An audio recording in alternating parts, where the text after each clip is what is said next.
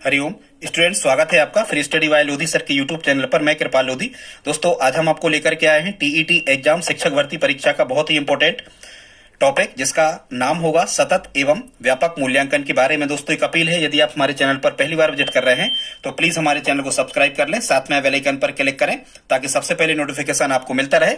दोस्तों, हम इसी प्रकार के कॉम्पिटिटिव एग्जाम रिलेटिव वीडियोस को लाते रहते हैं, जिसमें मैथ्स, रीजनिंग, जीके, साइंस और शिक्षक भर्ती परीक्षा के वीडियोस होते हैं। आप हमारी प्लेलिस्ट में जाकर के उन्हें देख सकते हैं। दोस्तों, एक अपील है, यदि आप हमारे चैनल पर पहली बार आए हैं तो प्लीज हमारे चैनल को सब्सक्राइब कर लें, साथ में बेल आइकन पर क्लिक करें ताकि सबसे पहले नोटिफिकेशन आपको मिलता रहे। दोस्तों, प्लीज आप सब्सक्राइब तो कर ही लें, लाइक कर दें। यदि आप शिक्षक भर्ती परीक्षा की तैयारी कर रहे हैं तो ये वीडियो आज का आपके लिए बहुत ही उपयोगी होने वाला है। तो बगैर देर किए हुए स्टूडेंट्स, आइए प्रारंभ करते हैं आज का टॉपिक, सतत एवं व्यापक मूल्यांकन। इसको जानने के पहले दोस्तों आपको एक स्थिति समझना होगी, जिसको हम कहते हैं परंपरागत शिक्षण प्रणाली। स्टूडेंट्स, जो ये परंपरागत शिक्षण प्रणाली है, ये प्राचीन शिक्षण प्रणाली है जो अभी तक विद्यालयों में चली आ रही थी 2010 के पहले से। ठीक है, परंपरागत शिक्षण प्रणाली का मतलब होता था व्याख्यान विधि से चाक एंड टाक मेथड द्वारा विद्यालयों में विद्यार्थियों को अधिगम करवाया जाता था, और इसके बाद में उनकी मासिक परीक्षा, तिमाही परीक्षा, छमाही और वार्षिक परीक्षा ले ली जाती थी, और वार्षिक परीक्षा में पास और फेल के आधार पर उनका भविष्य तय कर दिया जाता था कि अगली कक्षोन्नति मतलब अगली कक्षा में आप प्रवेश करेंगे या नहीं करेंगे। ठीक है, कहने का मतलब यह था कि जो परंपरागत शिक्षण प्रणाली थी ये पुस्तक प्रधान थी। इसमें केवल पाठ्यक्रम को एक निर्धारित सत्र में निर्धारित समय में पूरा करके आपको परीक्षाएं दे करके और पास होकर के अगली कक्षा में आपको प्रवेश दिया जाता था। इस प्रकार की शिक्षा प्रणाली को परंपरागत शिक्षण प्रणाली कहा जाता था। ठीक है स्टूडेंट्स, लेकिन उसी कक्षा में कई विद्यार्थी ऐसे होते थे जो पढ़ाई लिखाई में मानसिक रूप से तो वो कमजोर थे, लेकिन अन्य क्रियाकलापों में, जैसे हम कहें कि संगीत में, योगा में या एथलेटिक्स में, किसी प्रकार के खेल में या अन्य किसी विधा में वो बहुत ज्यादा निपुण थे। तो परंपरागत शिक्षण प्रणाली में उनके इस सह शैक्षिक क्रियाकलापों पर ध्यान नहीं दिया जाता था। उनकी अन्य जो योग्यता विद्यार्थी में होती थी उसका महत्व बिल्कुल भी नहीं था। तो क्या होता था कि जो कुछ विद्यार्थी जो मानसिक रूप से कमजोर होते थे, ऐसे विद्यार्थी पास नहीं हो पाते थे और वह बीच में ही विद्यालय को छोड़ देते थे। ठीक है, तो इस समस्या का समाधान करने के लिए 2010 से 1 अप्रैल 2010 से पूरे भारत में सीसीई सिस्टम को लागू किया गया है, जिसमें पढ़ाई के अलावा विद्यार्थियों के सह शैक्षिक क्रियाकलाप जो होते हैं, यदि वो मानसिक रूप से कुछ कमजोर भी होते हैं, लेकिन यदि सह शैक्षिक क्रियाकलाप जैसे एथलेटिक्स या अन्य संगीत में, योगा में या अदर एक्टिविटीज में यदि वो अच्छे होते हैं तो उनको उस पर भी अंक दिए जाते हैं, और वह अंक पासिंग मार्क्स में जोड़ करके उन्हें पास कर दिया जाता है, ताकि वह अपने आप को हीन भावना से ग्रसित नहीं समझते हैं, उनकी पढ़ाई बीच में ही नहीं रुकती है और उनको आगे बढ़ने का बराबर मौका मिलता रहता है। तो ठीक है स्टूडेंट्स, अब हम ये देखते हैं कि जो सीसीई है ये कहलाता क्या है। तो स्टूडेंट्स, सीसीई सतत एवं व्यापक मूल्यांकन, इसको हम कहते हैं।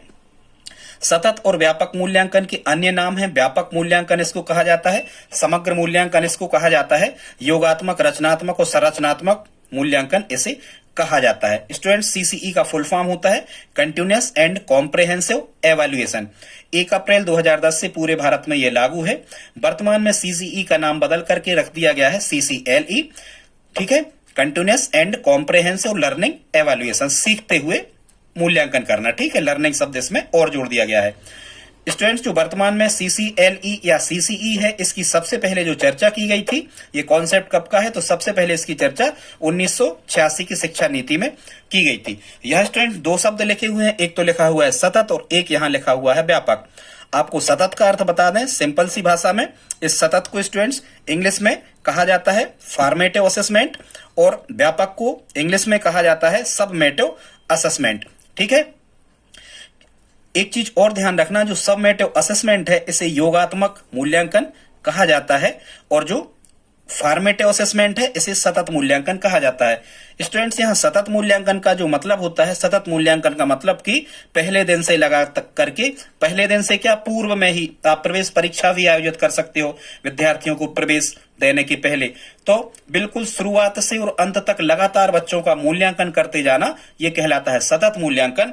और जो व्यापक मूल्यांकन होता है, इसका नाम ही व्यापक है, इसमें सतत मूल्यांकन तो शामिल होता ही है, लेकिन व्यापक मूल्यांकन में पाठ्यक्रम में जो पुस्तकीय ज्ञान है उसको शामिल करते हुए और सह शैक्षिक गतिविधियों को शामिल करते हुए जो मूल्यांकन किया जाता है उसे व्यापक मूल्यांकन कहा जाता है। ठीक है स्टूडेंट्स, एक यदि कभी यहां से कंफ्यूजन क्रिएट करने वाले क्वेश्चन आते हैं तो इतने आ सकते हैं कि स्टूडेंट जो ये सतत मूल्यांकन है इसको स्पेशली रचनात्मक या संरचनात्मक मूल्यांकन कहा जाता है। किसे?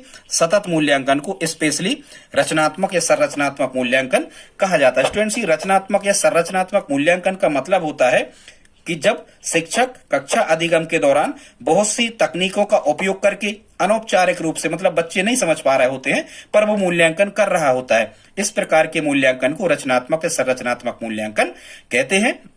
और स्टूडेंट्स, ये जो रचनात्मक और संरचनात्मक मूल्यांकन है ये मुख्य रूप से सतत मूल्यांकन कहलाता है, और जो व्यापक मूल्यांकन है इसे हम व्यापक, समग्र या योगात्मक मूल्यांकन कहते हैं। मतलब व्यापक को आप अलग से यदि जोड़ें तो योगात्मक में जोड़ सकते हैं, और सतत का स्पेशली अर्थ निकालें तो रचनात्मक या संरचनात्मक मूल्यांकन, क्योंकि सतत का मतलब लगातार मूल्यांकन हो रहा है। अब स्टूडेंट्स हम देखते हैं, कभी कभी आपसे पूछा जाता है परीक्षा में, तो वही भाषा हमने यहां पर ली है कि सतत और व्यापक मूल्यांकन में सतत का क्या अर्थ है। तो स्टूडेंट्स, सतत और व्यापक मूल्यांकन में सतत का अर्थ है छात्रों की वृद्धि व विकास के पक्षों का निरंतर मूल्यांकन। मतलब वृद्धि और विकास, केवल वृद्धि और विकास के पक्षों का निरंतर मूल्यांकन। और ये वृद्धि और विकास केवल शिक्षकीय ज्ञान में, या हम कहें केवल पुस्तकीय ज्ञान में, सतत का मतलब पुस्तकीय ज्ञान का केवल निरीक्षण या मूल्यांकन यहां पर किया जाएगा। लेकिन व्यापक का अर्थ है वृद्धि और विकास के शैक्षिक व सह शैक्षिक पक्षों का मूल्यांकन। यहां स्टूडेंट्स, शैक्षिक मतलब पुस्तकीय ज्ञान जो विद्यालयों में निर्धारित समय में निर्धारित संसाधनों के माध्यम से जो औपचारिक शिक्षण होता है उसे शैक्षिक ये ज्ञान कहते हैं। और सह शैक्षिक क्रियाकलाप या सह शैक्षिक पक्षों में क्या आता है कि पुस्तकीय ज्ञान के अलावा विद्यार्थी किस कार्य को करने में निपुण है, कौन सा कार्य व्यवहार क्या उसमें, क्योंकि हर एक बच्चे में कोई ना कोई एक अद्वितीय क्षमता होती है जो दूसरों में लगभग उतनी नहीं होती, तो उनको भी हमें आगे बढ़ने का मौका देना होता है। तो वो सब चीजें काय में आ जाती हैं, वो पूरा व्यवहार आ जाता है काय में, सह शैक्षिक मूल्यांकन में। ठीक है, वो कौन सा कार्य बहुत अच्छे से कर सकता है, दौड़ सकता है, कूद सकता है, खेल सकता है, संगीत में होशियार है, रंगोली में, ठीक है, मित्रता में, किसी भी बातों में, तो ये सह शैक्षिक मूल्यांकन कहलाता है। तो व्यापक का क्या अर्थ हुआ स्टूडेंट्स? वृद्धि व विकास के शैक्षिक व सह शैक्षिक पक्षों का मूल्यांकन करना, ये व्यापक का अर्थ होता है। सतत के कुछ और अर्थ होते हैं स्टूडेंट्स, उनको हम देखते हैं। सतत मूल्यांकन का अर्थ है केवल शैक्षिक क्षेत्र का मूल्यांकन। कभी कभी एग्जाम में ऐसे शब्द भी लिखे आते हैं, हमने ये वहीं से उठाए हैं। सतत का अर्थ होता है केवल शैक्षिक क्षेत्र का मूल्यांकन। विद्यालयीन शिक्षा के उद्देश्यों को प्राप्त करने के लिए जो मूल्यांकन किया जाए, विद्यालयीन शिक्षा मतलब केवल पुस्तकीय ज्ञान का मूल्यांकन। ठीक है, यदि प्रत्येक दिन मूल्यांकन किया जाए और पहले दिन से प्रारंभ होकर यदि सत्र के अंत तक मूल्यांकन किया जाए तो वो सतत मूल्यांकन ही कहलाता है। स्टूडेंट, सतत मूल्यांकन को ही हम क्या कहते हैं? रचनात्मक मूल्यांकन कहते हैं। यहाँ स्टूडेंट्स एक शब्द और लिखा हुआ है, यहाँ लिखा हुआ है स्थापना मूल्यांकन। स्थापना मूल्यांकन स्टूडेंट्स, यहाँ स्थापना मूल्यांकन का मतलब होता है कि जब विद्यार्थी का प्रवेश होने के पहले ही यदि उसका मूल्यांकन ले लिया जाए तो उसे हम मतलब प्रवेश परीक्षा के अंतर्गत मतलब बिल्कुल शुरुआती मूल्यांकन जो होता है स्टूडेंट्स, उसे हम क्या कहते हैं? स्थापना मूल्यांकन। पहली बार विद्यार्थी का मूल्यांकन जो किया जाता है तो स्थापना मूल्यांकन से लेकर के उस सत्र के अंत तक जो मूल्यांकन किया जाता है उसे सतत मूल्यांकन कहते हैं। अब स्टूडेंट्स, और ये जो सीसीई स्टूडेंट्स आया है, ये सतत और व्यापक मूल्यांकन आया है, तो कभी कभी प्रश्न यहां से ऐसा भी बनता है कि ये किस शिक्षण प्रणाली के स्थान पर आया है? तो परंपरागत शिक्षण प्रणाली के स्थान पर सीसीई को लाया गया है। व्यापकता का अर्थ क्या है? किन किन चीजों की व्यापकता रहेगी? तो विषयों की व्यापकता रहेगी, मतलब बहुत सारे विषय पढ़ने के अवसर बच्चों को दिए जाएंगे। अवसरों की व्यापकता रहेगी, कई अवसर, सभी प्रकार के बच्चों को सभी प्रकार के अवसर दिए जाएंगे ताकि वो अपना वृद्धि और विकास कर सकें। मूल्यांकन के तरीकों की व्यापकता, मतलब कई कई तरीकों से मूल्यांकन को इसमें शामिल किया गया है। कई तरीकों से बच्चों का मूल्यांकन आप कर सकते हो। दायरे की व्यापकता मतलब क्षेत्र की व्यापकता, मतलब पढ़ाई के अलावा अन्य सभी जो क्षेत्र होते हैं उनकी भी व्यापकता, कई क्षेत्रों में आपको जाने के अवसर इससे मिल सकते हैं। और उपकरणों की व्यापकता, जो हम सीखने में उपकरणों का उपयोग करते हैं, जो टीएलएम होता है, टीचर्स लर्निंग मटेरियल, ये उनको भी हमें बहुत अधिक से अधिक उपयोग करना है, तो उनकी व्यापकता। अब यहां से प्रश्न क्या आएगा कि व्यापकता से आशय क्या है, तो इन सब चीजों की व्यापकता, ठीक, और भी हो सकती है, हमने नहीं लिखी। अब हम देखते हैं स्टूडेंट के सीसीई में जो मूल्यांकन होता है वो मूल्यांकन की विधियां क्या है। CCE continuous and comprehensive evaluation में आप मूल्यांकन किन किन विधियों से कर सकते हो, तो लिखित परीक्षाएं ले सकते हो बच्चों की, मौखिक परीक्षाएं ले सकते हो, ओरल टेस्ट, प्रायोगिक परीक्षाएं ले सकते हो, केवल आप निरीक्षण और अवलोकन द्वारा भी मूल्यांकन बच्चों का कर सकते हो, चेक सीट या अंक सूची देखकर भी आप मूल्यांकन कर सकते हो, वर्क सीट बच्चों को भरवाई जाती है, पूरे साल भर का लेखा जोखा रहता है कि कौन सा कार्य हमें कब करना है, तो ये वर्क सीट कहलाती है। तो वर्क सीट का निरीक्षण करके संचित अभिलेख जो होते हैं, पोर्टफोलियो, बच्चे के बिल्कुल जब आपके यहाँ पहली क्लास में एडमिशन लिया है और जहां तक बच्चा आपके यहाँ पढ़ रहा है, तो उसके दौरान उसकी क्या गतिविधियां रही, अंक सूची वगैरह, उसकी फोटो, उसके सभी प्रकार की रिकॉर्ड जो होते हैं, क्या उसे इनाम मिला, कब क्या पुरस्कार मिला, कब उसने काय में पार्टिसिपेट किया, इस टाइप की पूरी जो जानकारी होती है बच्चे की, वो क्या कहलाता है, पोर्टफोलियो विकास कहलाता है। तो उसको हम संचित अभिलेख भी कहते हैं। तो इसके माध्यम से भी आप क्या कर सकते हो, मूल्यांकन कर सकते हो। फिर पीयर मूल्यांकन भी कर सकते हो स्टूडेंट। पीयर मूल्यांकन का मतलब होता है कि जब एक छात्र दूसरे छात्र का मूल्यांकन करता है तो उसे पीयर मूल्यांकन कहते हैं। आप छात्रों को पेपर पेंसिल वर्क भी दे सकते हो, इसके द्वारा भी मूल्यांकन कर सकते हो। प्रोजेक्ट कार्य भी बच्चों से करवा सकते हो, प्रयोजना वर्क जिसको हम कहते हैं, प्रोजेक्ट वगैरह बनवा सकते हो, इससे भी मूल्यांकन हो सकता है। समूह कार्य आप दे करके कोई भी मूल्यांकन कर सकते हो। छात्रों की दैनिक डायरी का निरीक्षण करके भी आप मूल्यांकन कर सकते हो। और अभिभावकों से बच्चों के बारे में संबंध स्थापित करके भी आप संवाद करके, अभिभावकों से संवाद करके भी आप मूल्यांकन कर सकते हो। अब स्टूडेंट्स ये जो मूल्यांकन होता है सीसी में, कभी कभी यहां से प्रश्न आता है, तो ये हमने क्या बताया, सीसीई में मूल्यांकन के साधन या मूल्यांकन की विधियां, कितने तरीकों से बच्चों का मूल्यांकन आप कर सकते हो। अब स्टूडेंट्स इसमें क्या होता है, सीसीई 2010 से लागू है, तो अब क्या होने लगा है कि पूरे शिक्षण सत्र को, इसमें पूरे शिक्षण सत्र को 2 भागों में बांटा जाता है। मतलब 2 माह का तो अवकाश रहता है, 10 माहों में पूरे शिक्षण सत्र को इसमें बांटा जाता है। ठीक है, 2 भागों में, मतलब 10 माह का जो शिक्षण सत्र होगा इसको 5-5 माह की 2 भागों में बांटा जाएगा। अब स्टूडेंट जो इसमें जो पहला टेस्ट होगा, मतलब पहला जो फॉर्मेटिव असेसमेंट होगा, इसको F1 कहते हैं, ये 10% अंक लिए जाते हैं। फिर 5 माह के अंतर्गत FA सेकंड होगा, इसमें भी 10% अंक दिए जाएंगे। और फिर इसके बाद में इनका योगात्मक मूल्यांकन होगा, इसके बाद में इनका योगात्मक मूल्यांकन होगा, सबमेटिव असेसमेंट होगा, वो 30% अंक का होगा। फिर स्टूडेंट्स जो अगले 5 माह में होगा, तो ये संरचनात्मक मूल्यांकन का तीसरा टेस्ट या तीसरी परीक्षा होगी। फिर संरचनात्मक मूल्यांकन की कौन सी चौथी परीक्षा होगी। और फिर इसके बाद में इनका योग कर दिया जाएगा, तो ये सबमेटिव असेसमेंट कर दिया जाएगा। तो सबमेटिव असेसमेंट नंबर कौन सा रहेगा, 2, और ये सब ऐसे ही क्रम रहता है, 10%, 10% और 30%। तो टोटल यहां मार्क्स कितने हो गए, 50%, और 10, 10 और 30 यहां कितने हो गए, 50%, मतलब टोटल तो 100% हो गए। ठीक है, अब यदि यहां से प्रश्न बनते हैं तो कैसे बन सकते हैं आपको, कि एक शिक्षण सत्र को कितने भागों में बांटा है, तो 2 भागों में बांटा जाता है, 5-5 माह में बांटा जाता है। 5 माह में कुल कितनी परीक्षाएं होती हैं, तो 2 होती हैं। 5 माह के अंतर्गत या आधे शिक्षण सत्र के अंतर्गत यदि वो कहेंगे कि कितने संरचनात्मक होते हैं, तो 2 संरचनात्मक होते हैं। टोटल कितने संरचनात्मक या रचनात्मक, तो 4 होते हैं, 2 ये और 2 ये। यहां से आप समझ जाओगे स्टूडेंट्स। ठीक है, योगात्मक कुल कितने होते हैं, 2 होते हैं, एक ये, और योगात्मक में 30% के अंक छात्रों को दिए जाते हैं। आई होप आप इतना समझ गए होंगे। तो ये मूल्यांकन की प्रणाली है। अब हम देखते हैं स्टूडेंट्स क्या कि सतत और व्यापक मूल्यांकन का जो क्षेत्र है वो क्या है, मतलब सतत और व्यापक मूल्यांकन के अंतर्गत किन किन चीजों का अध्ययन आप कर सकते हो। तो सतत और व्यापक मूल्यांकन के क्षेत्र के अंतर्गत पाठ्यक्रम के विषयों का मूल्यांकन किया जाता है, जो पढ़ने वाले विषय होते हैं, जैसे गणित, विज्ञान, हिंदी, समाज विज्ञान आदि। ठीक है। सांस्कृतिक विकास बच्चे का कितना हुआ, इसका मूल्यांकन इससे किया जाता है। खेलकूद की गतिविधियों का मूल्यांकन भी इसमें किया जाता है। अब यहां से प्रश्न कैसा आएगा कि सतत और व्यापक मूल्यांकन के क्षेत्र के अंतर्गत कौन आता है या कौन नहीं आता। फिर संगीत कला में बच्चा निपुण है कि नहीं, इसका मूल्यांकन किया जाता है। व्यक्तिगत गुणों का कितना विकास हुआ है, इसका मूल्यांकन किया जाता है। क्या वह चित्रकला में निपुण है, और है तो कितना निपुण है। और ये सब अवसर विद्यालय में प्रदान किए जाते हैं बच्चों को, ये सब चित्रकला वगैरह चित्र बनाने के ये अवसर दिए जाते हैं विद्यालय में। तो चित्रकला भी इसके अंतर्गत आती है। इसके क्षेत्र के अंतर्गत शारीरिक स्वास्थ्य का मूल्यांकन भी किया जाता है। अन्य कौशलों का मूल्यांकन किया जाता है, जिसमें शैक्षिक और सह शैक्षिक दोनों प्रकार की गतिविधियां शामिल हों। पाठ्यक्रम संबंधी क्रियाओं का मूल्यांकन किया जाता है। स्वास्थ्य विवरण का मूल्यांकन किया जाता है कि शारीरिक स्वास्थ्य की दृष्टि से बच्चा कैसा है। बच्चों की अभिरुचियों का मूल्यांकन किया जाता है, उनकी अभिवृत्तियों का मूल्यांकन भी किया जाता है। ठीक है स्टूडेंट्स, आई होप आप इतना समझ गए होंगे। अब हम देखते हैं ये कि सतत और व्यापक मूल्यांकन जो है वो क्यों आवश्यक है। तो एक चीज तो हमने आपको शुरू में बताई थी कि सतत और व्यापक मूल्यांकन इसलिए आवश्यक है कि सभी छात्र मानसिक रूप से उतने स्ट्रांग नहीं होते हैं।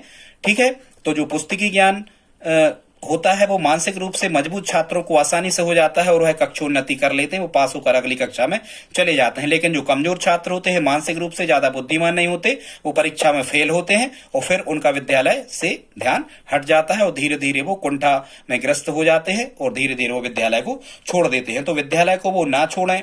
ठीक है। विद्यालय त्यागी बच्चों की संख्या ना बढ़े, इसके लिए सतत और वो व्यापक मूल्यांकन आवश्यक है, क्योंकि इसमें जो यदि वो मानसिक रूप से कमजोर है लेकिन अन्य किसी भी गतिविधि या किसी भी क्रियाकलाप में वह बच्चा एक्टिव है, तो उसे उस गतिविधि और क्रियाकलाप के अंक दे करके पास करके कक्षोन्नति दे दी जाएगी, अगली कक्षा में बच्चा पहुंच जाएगा। ठीक है। तो वो बीच में विद्यालय को नहीं छोड़ पाएगा, इसलिए सतत और व्यापक मूल्यांकन आवश्यक है। अब हम कुछ चीजें और देख लेते हैं जो आपको एग्जाम की दृष्टि से आ सकती हैं। सतत और व्यापक मूल्यांकन इसलिए जरूरी है, इससे छात्रों पर पड़ने वाले दबाव को कम करने के लिए जरूरी है। मूल्यांकन को व्यापक और नियमित बनाने के लिए जरूरी है। अध्यापक को सृजनात्मक अध्यापन हेतु प्रेरित करने के लिए जरूरी है। निदान और उपचार के साधनों की व्यवस्था करने हेतु स्टूडेंट्स यहाँ दो शब्द आए हैं, निदान और उपचार। निदानात्मक शिक्षण का मतलब होता है कि बच्चे की कमजोरियों का पता लगाना, कि बच्चे कहाँ कमजोर है, कौन सा बच्चा कहाँ त्रुटि कर रहा है, ये निदानात्मक शिक्षण कहलाता है। और फिर जब हमें त्रुटियों का या बच्चे की कमजोरियों का पता लग जाता है, तो जब हम उसको उस विशेष विषय वस्तु को पढ़ाते हैं, एक्स्ट्रा क्लासेस लेके रेमेडियल कक्षाओं को लगा करके, तो जब हम उन त्रुटियों को दूर करने का प्रयास करते हैं तो उन्हें उपचारात्मक शिक्षण कहा जाता है। तो निदानात्मक और उपचारात्मक शिक्षण के साधनों की व्यवस्था करने हेतु भी सतत और व्यापक मूल्यांकन आवश्यक है। अपेक्षाकृत और अधिक कौशलों वाले शिक्षार्थियों का निर्माण, मतलब कौशलों का निर्माण हो सके, ऐसे शिक्षार्थियों का निर्माण करने के लिए हमें सतत और व्यापक मूल्यांकन की आवश्यकता है। निदान और उपचारात्मक द्वारा शिक्षण, ये हमने बता दिया। रटने के स्थान पर चिंतन करने पर जोर दें, हम ऐसे विद्यार्थी बने, तो इसके लिए हमें सतत और व्यापक मूल्यांकन की आवश्यकता है। और एक सीधी सी बात, सर्वांगीण विकास सभी प्रकार का, ये आपको खुद से ही तय कर सकते हो, उनमें लिमिटेशन नहीं है। सतत और व्यापक मूल्यांकन क्यों जरूरी है, बहुत सी 50 बातें हो सकती हैं। ठीक है स्टूडेंट्स, अब हम देखते हैं सीसी में सीसी की जो परीक्षा है उसमें सुधार के 3 सिद्धांत क्या हैं। तो 3 सिद्धांत ये है, मतलब कैसे सुधार हो सकता है, क्या ध्यान हमें रखना होगा सीसी में। तो पहला तो हमें यह ध्यान रखना होगा कि जो व्यक्ति शिक्षण कार्य करता है उसी के द्वारा मूल्यांकन हो। दूसरा ये ध्यान रखना होगा कि मूल्यांकन सत्र के अंत में ना होकर निरंतर चलता रहे, लगातार चलता रहे। तीसरा हमें ध्यान रखना होगा मूल्यांकन द्वारा छात्रों के व्यक्तित्व के बहुआयामी पक्षों की जानकारी प्राप्त हो। व्यक्तित्व के बहुआयामी पक्षों का मतलब यही होता है कि कौन सा छात्र किस विधा में निपुण है, उससे उस विधा में आगे आने का मौका हमें विद्यालय में देना है। ठीक है, आई होप आप इतना समझ गए होंगे स्टूडेंट्स। आगे अब हम आपको बताने वाले हैं सतत और व्यापक मूल्यांकन के उद्देश्य क्या हैं। हालांकि जो क्यों वाला कॉन्सेप्ट बताया था वही उद्देश्य है। सतत और व्यापक मूल्यांकन के उद्देश्य क्या है, तो इसका मुख्य उद्देश्य है विद्यालय का कार्यभार कम करना, विद्यालय का नहीं, विद्यार्थी का कार्यभार कम करना तथा उन्हें परीक्षा के तनाव से मुक्त करना। ठीक है, और ये उद्देश्य सीबीएसई द्वारा, central board of secondary education, केंद्रीय माध्यमिक शिक्षा बोर्ड द्वारा बताए गए हैं। ठीक है, ये मूल्यांकन का उद्देश्य है। फिर सतत और व्यापक मूल्यांकन के और उद्देश्य क्या है, मनोवैज्ञानिक सिद्धांतों के अनुसार बालकों का सर्वांगीण विकास हो, विद्यालय में आवश्यक जीवन कौशलों का विकास हो। आवश्यक जीवन कौशल मतलब ज्ञानात्मक कौशल, भावात्मक कौशल और अन्य प्रकार के कौशल। अधिगम के दौरान निदानात्मक और उपचारात्मक शिक्षण देना है हमें, मतलब अधिगम के दौरान ही हमें निदान करते जाना है और उपचार करते जाना है। ठीक है, फिर क्या करना है, छात्र की अभिवृत्तियों व अभिरुचियों का मूल्यांकन करना है। छात्र की क्या अभिवृत्ति है, किस तरफ वो जाना चाहता है, किन चीजों को वो पसंद करता है, ये सब उनकी अभिवृत्तियों और अभिरुचियों का भी मूल्यांकन हमें करते जाना है। छात्रों को अधिक से अधिक सह शैक्षिक गतिविधियों में शामिल होने का हमें मौका देना है। इसका उद्देश्य ये भी है, छात्रों का कार्यभार तथा तनाव कम करके हमें उन्हें तनाव से मुक्ति देना है, भय मुक्त वातावरण बनाना है, भय मुक्त परीक्षण करना है, अधिगम को प्रभावशाली बनाना है, तर्क प्रक्रिया पर ज्यादा बल देना है, रटने की प्रवृत्ति को क्या करना है, कम करना है।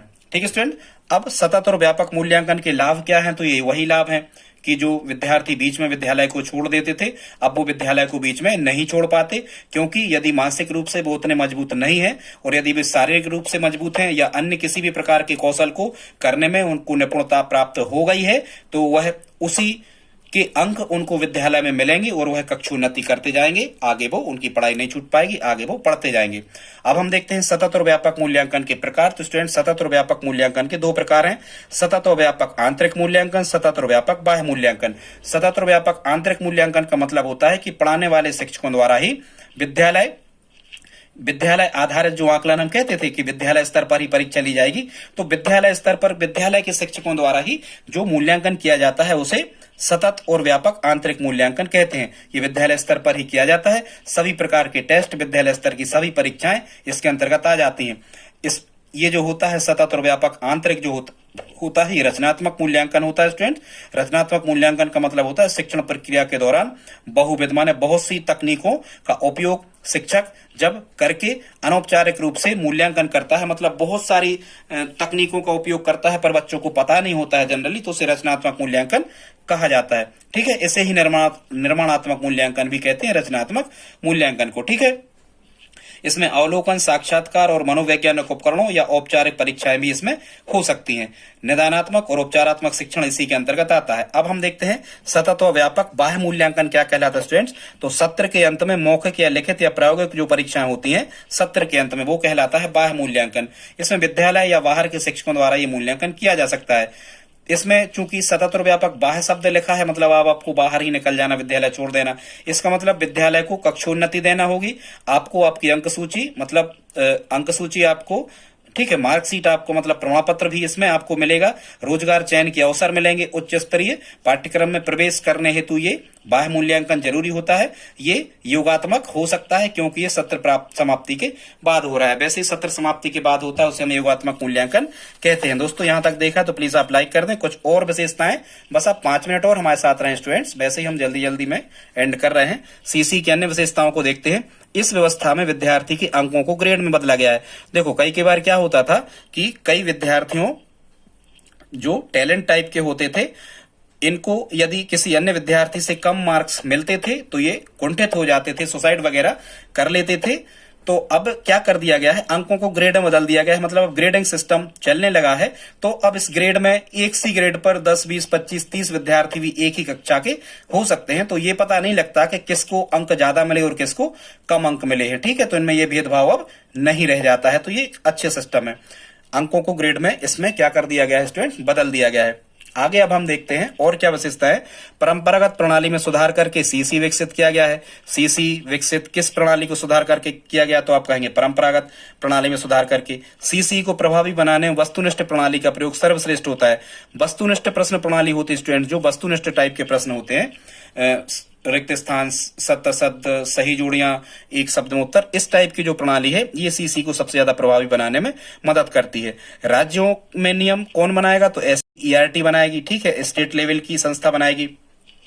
प्रकृति संपूर्ण, इसकी प्रकृति कैसी है सीसी की, तो संपूर्ण शिक्षा अधिगम पर आधारित है। संपूर्ण शिक्षा अधिगम, ठीक है, पूरी शिक्षा अधिगम पर आधारित है ये। फिर इसमें विद्यालय आधारित मूल्यांकन का ही एक भाग है जो अपन पढ़ते हैं अलग से, विद्यालय आधारित मूल्यांकन। तो स्टूडेंट्स ये जो सीसीई है ये विद्यालय आधारित मूल्यांकन का ही क्या है, एक हिस्सा है। परीक्षा में अंकों को 40% औपचारिक और 60% योगात्मक में बांट दिया गया है। केवल किसका मूल्यांकन होगा, छात्रों का, शिक्षकों का मूल्यांकन इसके अंतर्गत नहीं होता है। भारत के कई राज्य और बोर्ड जो हैं तथा CBSE ने तो लागू कर ही दिया है, लेकिन कई राज्य बोर्ड ने भी सीसी को लागू कर दिया है। RT 2009 में अनुच्छेद 2F ये कहता है कि विद्यालय के समेकित रिकॉर्ड का तात्पर्य है सतत एवं व्यापक मूल्यांकन पर आधारित प्रगति का रिकॉर्ड। ये हम बता चुके हैं। संपूर्ण सत्र को 2 भागों में बांटा गया है। इसमें मूल्यांकन की 2 श्रेणियां हैं। शैक्षिक क्षेत्र, शैक्षिक क्षेत्र के अंतर्गत स्टूडेंट्स क्या आता है? शैक्षिक क्षेत्र के अंतर्गत भाषा 1, भाषा 2, भाषा 3, गणित, विज्ञान और सामाजिक विज्ञान। और सह शैक्षिक क्षेत्र के अंतर्गत क्या आता है? जीवन कौशलों का विकास, उसकी अभिवृत्ति, अभिरुचियां, मूल्य, खेल, साहित्य, संगीत, नृत्य, एथलेटिक्स आदि आदि आदि कई सह शैक्षिक, वो किसी भी विधा में निपुण है जो ठीक ठाक है तो उसे सह शैक्षिक क्षेत्र के अंतर्गत रख सकते हो। इसमें मुख्य 2 परीक्षाएं इसमें ली जाती हैं, पिछली बार भी हम बता चुके हैं। ठीक है, कौन सी 2 परीक्षाएं ली जाती हैं? प्रारंभिक या निर्माणात्मक परीक्षण, और लास्ट में लिया जाता है सत्र के अंत में योगात्मक परीक्षण। इसमें अंकों को ग्रेड प्रणाली या बिंदु प्रणाली में बदल दिया गया है। तो देख लेते हैं। ये ग्रेड है, 91 से 100 तक अंक मिलते हैं तो A1 ग्रेड, और बिंदु दिए जाते हैं 10। इसको आप याद कर लें। तो याद क्या कर लें आप? इसको सबसे ज्यादा वाले को याद कर लें, और यहाँ E1 E2 को कोई भी ग्रेड यहाँ पर नहीं दी गई है दोस्तों। तो आज इतना ही। प्लीज आप लाइक कर दें।